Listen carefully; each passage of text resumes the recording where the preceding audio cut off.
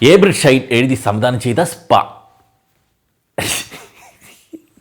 എന്താ പറയൂടെ ഞാൻ ഇതെങ്ങനെ? എൻ്റെ ചേച്ചിയൊക്കെ വീഡിയോ ഒക്കെ കാണണം എൻ്റെ ഇലയ്ക്കും മുള്ളിനും കേടില്ലാതെ എങ്ങനെയൊക്കെ പറയാൻ നോക്കാം. അപ്പോൾ ഇത് ഒരു അഡൾട്ട് കോമഡി പടമാണ്. സർട്ടിഫിക്കറ്റാണ് അവരങ്ങനെ പറഞ്ഞ് തന്നെയാണ് വന്നിട്ടുള്ളത്. അപ്പോൾ പിന്നെ നമ്മൾ അത് അങ്ങനെ ആയിപ്പോൾ ഇങ്ങനെ ആയിപ്പോൾ എന്നൊന്നും പറഞ്ഞൊന്നും കാര്യമൊന്നുമില്ല. അതിൽ adult content, dialogues, adult comedy നല്ല രീതിയിലും ഉണ്ട്. ഫാമിലി ആയിട്ടൊന്നും പോകരുത്, പിള്ളേരെയും കൊണ്ടും പോകരുത്. ഫാമിലി എന്ന് പറയുമ്പം ഫാമിലിയായിട്ട് പോകണ്ട, അത്രയേ ഉള്ളൂ. അങ്ങനത്തെ ഒരു സിനിമ. ഇപ്പോൾ ഏബിൾ ഷൈൻ എഴുതി സംവിധാനം ചെയ്യുന്ന ഒരു പടവും എനിക്ക് മോശമായിട്ട് തോന്നിയിട്ടില്ല ഇന്നേ വരെ.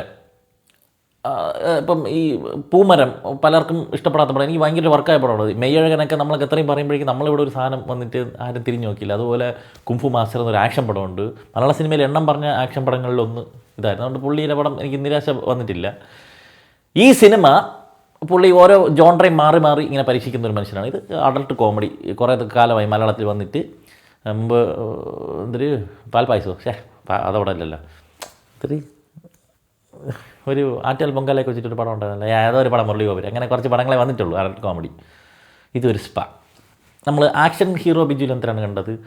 ഒരു പോലീസ് സ്റ്റേഷനിൽ ഓരോ പലതരത്തിലുള്ള കുറ്റവാളികൾ വരുന്നു, പല പരാതികൾ വരുന്നു, അവരെയൊക്കെ ഡീൽ ചെയ്ത് വിടുന്നു. അതുപോലെ ഇതൊരു സ്പായിൽ ഒരു കസ്റ്റമർ വരുന്നു, അടുത്ത കസ്റ്റമർ വരുന്നു, പടം തീരുന്നു. ലാസ്റ്റ് ഒരു ഊള ക്ലൈമാക്സും വെച്ചിട്ട് പടം അങ്ങ് തീരുകയാണ്. അതേ ഉള്ളൂ. വേറെ ഭയങ്കര വലിയ സംഭവങ്ങളൊന്നുമില്ല. പല ടൈപ്പ് ഓഫ് ആൾക്കാർ വരുന്നുണ്ട്. അപ്പോൾ ആൾക്കാരുടെ ഒരു സൊസൈറ്റിയിൽ പല രീതിയിലുള്ള ആൾക്കാരുണ്ടല്ലോ, അവരൊക്കെ എങ്ങനെ ഡീൽ ചെയ്യുന്നു. അതിൽ പലരും എക്സാജറേറ്റാണ്.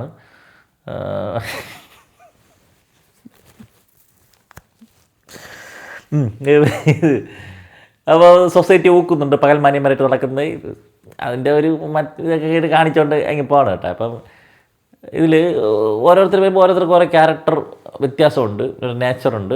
ചിലരതൊക്കെ നല്ല രസമുണ്ട്. ഫസ്റ്റ് ഹാഫിലൊക്കെ ഒരുപാട് ചിരിക്കാനുള്ള സാധനങ്ങളുണ്ടായിരുന്നു കേട്ടോ. കുറേ സംഭവങ്ങൾ ഉണ്ട്. ഇപ്പോൾ ഈ സ്പാ നടത്തിപ്പുകാർ, സ്പായിൽ ജോലിയുണ്ട് ശ്രീജാദാസ്, ഫെബി, പൂജിത മേനോൻ, ശ്രുതി മേനോൻ, രാധിക രാധാകൃഷ്ണൻ നല്ല പെർഫോമൻസ് ആണ് കേട്ടോ. ഇവരാണ് സ്പാ നടത്തുന്നത്. സ്പായെ ചൊല്ലി ഇവിടെ ഭയങ്കര വിവാദമാണ്. ഒരു സൈഡിൽ ആൾക്കാർക്ക് റിലാക്സേഷൻ, മറ്റേ ക്രൈം റേറ്റ് കുറയ്ക്കണം, ആൾക്കാർക്ക് എന്തെങ്കിലും പ്ലഷർ വേണമെങ്കിൽ ജീവിതത്തിനിടയിൽ സ്പാ വേണമെന്നുള്ള വാദിക്കുന്ന ആൾക്കാരുണ്ട്. എന്നാൽ അത് മൂലം സ്ത്രീകൾ ചൂഷണം ചെയ്യപ്പെടാനുള്ള സാധ്യത അതിനുള്ള പ്ലാറ്റ്ഫോമായിട്ട് മാറുന്നുണ്ട് എന്നൊക്കെ പല രീതിയിലുള്ള ചർച്ച നടക്കുന്ന സമയത്ത് തന്നെ എണ്ണം കൊണ്ട് ഇറക്കി കൊടുത്തു. മിക്കവാറും സ്പായിലുള്ള ഇതിൽ വേറെ കുൽസിതമൊന്നും ചെയ്യാത്ത സ്പാകളുണ്ടാവാം. അവർ കണ്ടു കഴിഞ്ഞാൽ അവർ നെഗറ്റീവ് ആവുന്നുണ്ട്, ഇതിനെതിരെ പരാതി പോകാൻ സാധ്യതയുണ്ട്. അങ്ങനെയാണ് ഇതിൻ്റെ സ്പായുടെ സെറ്റപ്പ്. പ്രൊഫഷണലായിട്ടാണ് എല്ലാം ഡീൽ ചെയ്യുന്നത്. അതിൽ ഫെബി റിസപ്ഷനിസ്റ്റാണ്, മറ്റേ സ്വീകരിക്കുന്നതാണ്. ഇതൊന്നുമില്ല. പൂജിത മേനോൻ അത് തന്നെ. ശ്രുതി മേനോൻ പ്രൊഫഷണലാണ് കേട്ടോ. പ്രൊഫഷണലായിട്ട് ഒരു സംഭവം, ഒരു സംസാര രീതിയിലും കാര്യങ്ങളിലൊക്കെ ഉണ്ട്. പക്ഷേ ഇടയ്ക്ക് കുറച്ച് പാവറായിരുന്നു. അങ്ങനെ പോകണം. പിന്നെ വേറെ ഒരു നോർത്തിൽ നിന്നുള്ള ഒരു പെൺകുട്ടിയുടെ പേരെനിക്കറിയില്ല, നല്ല രസമായിരുന്നു അത് കാണാൻ. പക്ഷേ ഇതിലൊരു കാര്യം എന്ന് പറഞ്ഞാൽ ഇതിൽ പല തരത്തിലുള്ള ഡബിൾ മീനിങ്ങും കാര്യങ്ങളും ഇതൊക്കെ പറയാനുണ്ട്. പക്ഷേ എന്നാൽ അതിൻ്റെ ഇടയ്ക്ക് സൊസൈറ്റിയിൽ പകൽമാന്യന്മാരെ ഊക്കാനുമുണ്ട്. പക്ഷേ ഒരിടത്ത് ഒരു വുമണിനെ ഒബ്ജക്റ്റിഫൈ ചെയ്ത് അങ്ങനെ ആ ഒരു രീതിയിൽ അങ്ങനെയൊന്നും കാണിച്ചിട്ടില്ല. ഇങ്ങനെയൊക്കെ എനിക്ക് പറയാൻ പറ്റുള്ളൂ. അങ്ങനെയൊന്നുമില്ല. എന്നാൽ അഡൾട്ട് സംഭവങ്ങളും കാര്യങ്ങളും ഒക്കെ ഉണ്ട്. ശുഭാന്ത്യം ഒക്കെ ഉണ്ട്. ഇങ്ങനെ വരുന്നു, ഓരോരുത്തരായിട്ട് വരുന്നു. അല്ല, ജോജി മുണ്ടൊക്കെ വന്നിട്ട് പുള്ളിയുടെ ഒരു ഇത് കിടിലായിരുന്നു കേട്ടോ. പുള്ളിയുടെ ഭയങ്കര നാച്ചുറലായിരുന്നു. അങ്ങനെ അത്യാവശ്യം ചിരിപ്പിച്ച് അയാളെ ഇത് പോയിട്ടുണ്ട്. സിദ്ധാർത്ഥ് ഭരതൻ ഒരു സംവിധായകനായിരുന്നു. അങ്ങനെ വന്ന് എന്തൊക്കെ കാണിച്ചിട്ട് സിദ്ധാർത്ഥ് ഭരതൻ്റെ ഒരു ഇത് തൂക്കിയത് വിനീത് തൊട്ടിലുണ്ടോ. അങ്ങനെ ഒരു ചിരിയുണ്ട്, ഒരു ചുണ്ടമുള്ള മീശയുണ്ട്. ഇങ്ങനെ വരികയാണ്.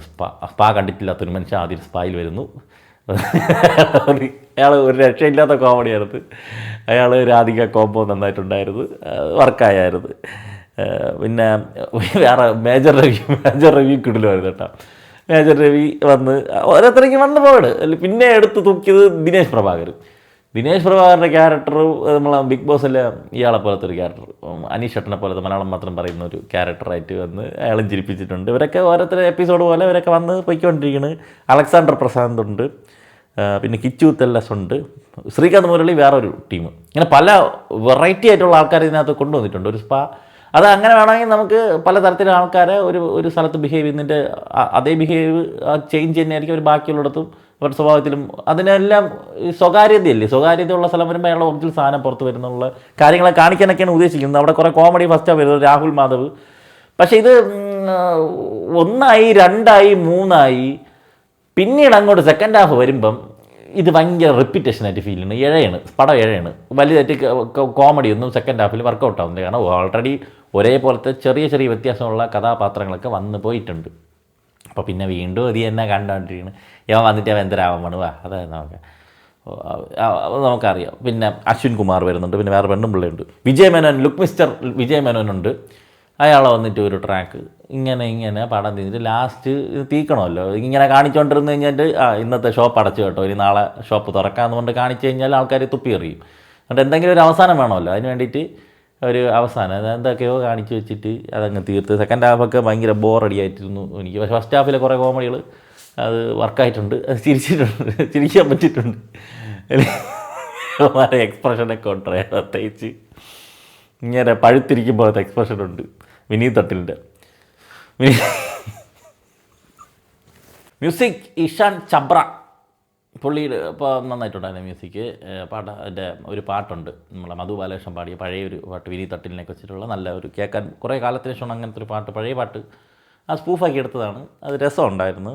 DOP Swaroop Philip, edit Manoj, sound mix Rajakrishnan, MR Rajakrishnan, sound design Sree Shankar. ഒരു ചെറിയൊരു ക്യാൻവാസിലാണ് ചെയ്യുന്നത്, ചെറിയ ബഡ്ജറ്റ് പടമാണ്. അപ്പോൾ അതിനകത്ത് മാക്സിമം നമുക്ക് ആ സ്ഥലം കണ്ട് പ്രാന്തെടുപ്പിക്കാതെ കൊണ്ടുപോകാനുള്ള രീതിയിൽ ബാക്കി ടെക്നിക്കിലേക്ക് പിടിക്കാൻ നോക്കിയിട്ടുണ്ട്. പക്ഷേ സ്റ്റോറിയിൽ സെക്കൻഡ് ഹാഫിൽ കാര്യമായിട്ടൊന്നുമില്ല. ഇത് 2 മണിക്കൂറേ ഉള്ളൂവെങ്കിലും സെക്കൻഡ് ഹാഫ് ഞാൻ പറഞ്ഞു ഒന്ന് ഇഴഞ്ഞു അങ്ങനെയല്ല. പക്ഷേ നമുക്ക് ഒരു ഭയങ്കര ആവർത്തന വിരസത തോന്നും. കാരണം ഒരു സാധനം വരുന്നു, അതിൻ്റെ അവസാനം ഇങ്ങനെ തന്നെ ഒരു വലിയൊരു ചേഞ്ച് വരണ്ടേ. അതിനു വേണ്ടി സെക്കൻഡ് ഹാഫിൽ കൊണ്ടുവന്ന കഥാപാത്രങ്ങൾക്കൊന്നും അങ്ങനെ ഒരു കണക്ഷൻ കിട്ടുന്നില്ല. ഇതിങ്ങനെ നീട്ടിക്കൊണ്ട് പോകാൻ വേണ്ടിയിട്ട് കുറേ പേരെ കൊണ്ടുവന്ന പോലത്തെ ഒരു സംഭവമാണ്. അതുപോലെ ക്ലൈമാക്സ് പോർഷനൊന്നും തീരെ കൺവിൻസ്ഡ് ആയിട്ട് എനിക്ക് ഫീൽ ചെയ്തിട്ടില്ല. ഇതൊക്കെ തന്നെയാണ് സ്പാ എന്ന പടത്തിനെക്കുറിച്ച് എനിക്ക് പറയാനുള്ളത്. ഒരു സാമൂഹിക പ്രതിബദ്ധതയുള്ള സിനിമയാണെന്നൊക്കെയാണ് അവർ പറഞ്ഞിരിക്കുന്നത്. അപ്പോൾ സാമൂഹിക പ്രതിബദ്ധതയുള്ള സിനിമ എന്നുള്ള ടാഗ് ലൈൻ വെച്ചിട്ടൊന്നും പോകരുത്. പോയി കണ്ടിട്ട് ഇതിലെന്തെങ്കിലും തുണ്ട് പറയുന്ന തുണ്ട് സിനിമയാണോ എന്നൊക്കെ ചോദിക്കുന്ന കാര്യമില്ല. കാരണം അവർ സിനിമയുടെ ജോൺറ അവർ റിവീൽ ചെയ്തിട്ടുണ്ട്. സിനിമയുടെ ട്രെയിലർ പോലും യൂട്യൂബിൽ കാണാനില്ല. അങ്ങനത്തെ സിനിമയാണ്. നിങ്ങളൊക്കെ വേണമെന്നുള്ളവന്മാർ പോയി കണ്ടാൽ മതി. കണ്ടവർ കുറച്ച് അവിടെയൊക്കെ ചിരിക്കാനുണ്ട്. പക്ഷേ സെക്കൻഡ് ഹാഫ് ഒരു പടത്തിനൊരു നെക്സ്റ്റ് ലെവലിലോട്ട് കയറ്റി പോകണ്ടേ. ഇങ്ങനെ കണ്ടുകൊണ്ടിരിക്കണ ഇങ്ങനെ നെക്സ്റ്റ് ലെവലിലൊരു സാധനം വേണ്ടേ. അങ്ങനെ ഒന്നുമില്ല. അങ്ങനെ കൊണ്ടുവന്നതൊന്നും തീരെ ഫോഴ്സ്ഡ് ആയിട്ടും കൺവിൻസ്ഡ് അല്ലാത്തതുപോലെയൊക്കെ എടുത്തു വെച്ചതുപോലത്തെ ഒരു സംഭവമായിരുന്നു. മൊത്തത്തിൽ ഒരു കളർ ടോണൊക്കെ അടിപൊളിയായിരുന്നു. മൊത്തത്തിൽ ഒരു വൈബ് ആംബിയൻസ്, നമ്മളെല്ലാം ഹോട്ടലിൽ പോയിരുന്നല്ല ആംബിയൻസ് ഉള്ള ഹോട്ടലിൽ പോയി തിന്നണമല്ല, ഒരു ആംബിയൻസ് ഒക്കെ സെറ്റ് ചെയ്തതൊക്കെ കൊള്ളായിരുന്നു. സിദ്ധാർത്ഥ് ഭരതൻ വന്നിട്ട് ഇവരൊക്കെ കുറേയൊക്കെ ഫിലോസഫിയും കാര്യങ്ങളും വേറെ മറ്റേ ഇതൊക്കെ പറയണതൊക്കെ കുറച്ച് നേരമൊക്കെ കേട്ടോണ്ട് ഞാൻ കൊള്ളായിരുന്നു. പിന്നെ അങ്ങ് വെറുപ്പിക്കലായിപ്പോയി. അങ്ങനെയൊക്കെ ഒരു പടോടെ പോയി കാണും. ആമസോൺ, ഫ്ലിപ്കാർട്ട്, അജിയോ, മിന്ത്ര മുതലായ ഓൺലൈൻ ഷോപ്പിംഗ് സൈറ്റുകളിലൊക്കെ കുറേ ഓഫർ ഡെയിലി വരുന്നുണ്ട്. അപ്പോൾ നിങ്ങൾ അറിയാതെ പോകുന്ന അത്തരം ഓഫറുകളൊക്കെ നമ്മുടെ വാട്സാപ്പ് ചാനലിൽ റെഗുലർലി അപ്ഡേറ്റ് ചെയ്യാറുണ്ട്. അപ്പോൾ താല്പര്യമുള്ളവർ നമ്മളെ വാട്സാപ്പ് ചാനൽ ഒന്ന് ഫോളോ ചെയ്തോളി. ലിങ്ക് ഫസ്റ്റ് കമൻറ്റിൽ പിൻ ചെയ്ത് വെച്ചിട്ടുണ്ട്. വരട്ടെ.